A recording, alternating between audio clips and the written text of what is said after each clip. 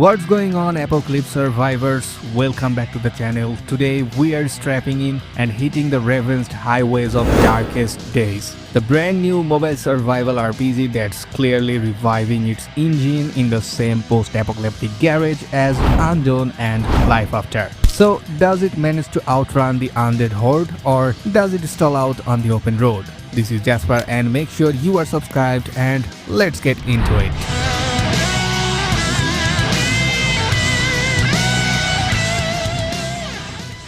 Right off the bat, you can see Darkest Days is not messing around in the visuals department. This game looks seriously impressive on mobile, with detailed environments and a dynamic day-night cycle that truly shifts the atmosphere and the danger you will face. And speaking of getting around, forget hoofing it everywhere. Darkest Days lets you drive vehicles summoned in style from roadside station by some seriously cool delivery drones. Watching your ride get airdropped in never gets old.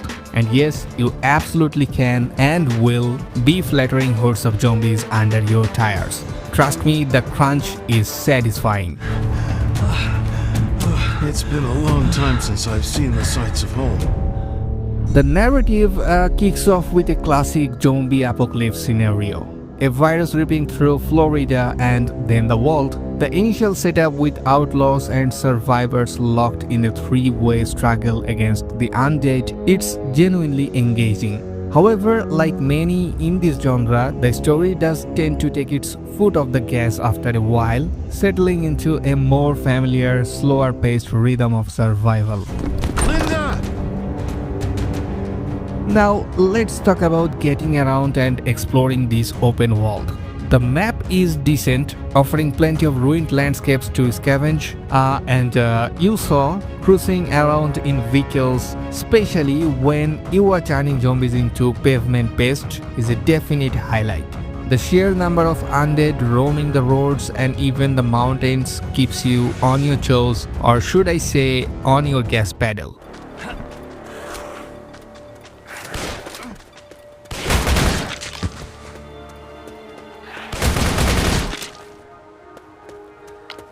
But here is where we hit a significant pothole: the controls.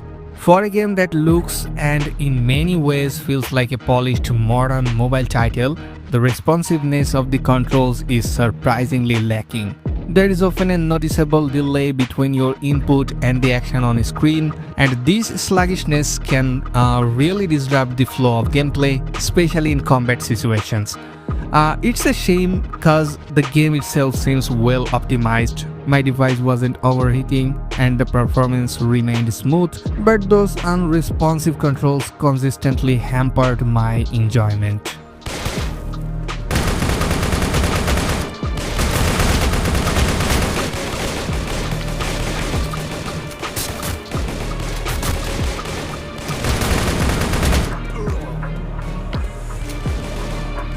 It's like trying to steer a super sleek car with a sticky steering wheel. The potential is there, but the execution in the control department really holds it back. Hello. Just surrender quietly. Gotcha. And speaking of potential versus execution, let's talk about the difficulty. Initially, I found Darkest Days surprisingly easy. Resources were relatively plentiful and the threats didn't feel particularly overwhelming. However, this ease is often undermined by the janky controls and, frankly, some rather bizarre enemy AI. Sometimes zombies will charge you relentlessly, while other times they seem completely oblivious to your presence, even when you are swinging a weapon right next to them. This inconsistency makes the challenge feel artificial rather than earned.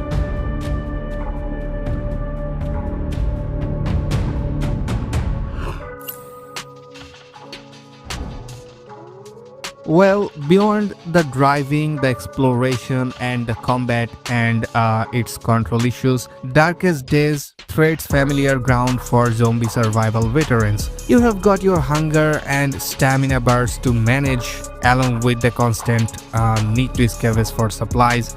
However, those survival mechanics don't feel as deep or intricate as in games like Earth Revival the Core, so it's more a streamlined approach. Let's begin the mission to rebuild the police station.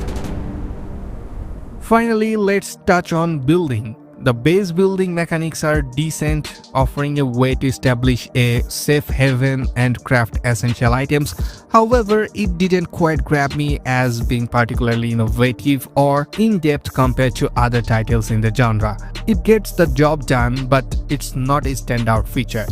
So where does Darkest Days land? It's a visually stunning game with some genuinely cool ideas like the vehicle summoning and the satisfying zombie squishing action. The open world has potential and the initial story hook is promising.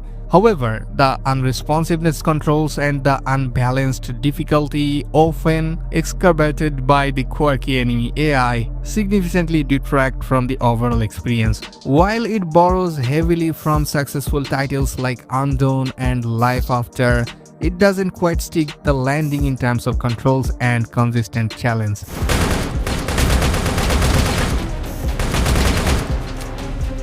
So, Darkest Days is currently available on Android and iOS, and it's free-to-play title. So, if you are a fan of the genre and can tolerate some control frustrations, there's definitely some fun to be had there, especially with those vehicular zombie takedowns.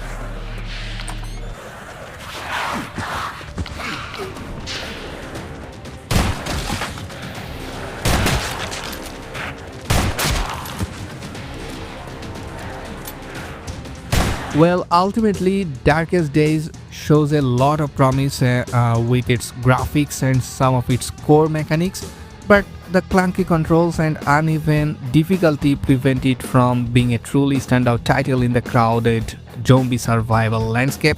It feels like it's still got some miles to go before it reaches its full potential on the post-apocalyptic highway. So, what are your experiences with Darkest Days? Did you find the controls as frustrating as I did? Let me know your thoughts in the comment below. I'm always keen to hear your perspectives. So, if you found this review helpful, be sure to smash that like button and subscribe for more in-depth looks at the latest mobile games. Don't forget to hit that notification bell so you don't miss out on future exploration of virtual worlds. Thanks for riding along with me today. Stay vigilant out there and I will catch you in the next one. On the darkest days, I ask, are you still human?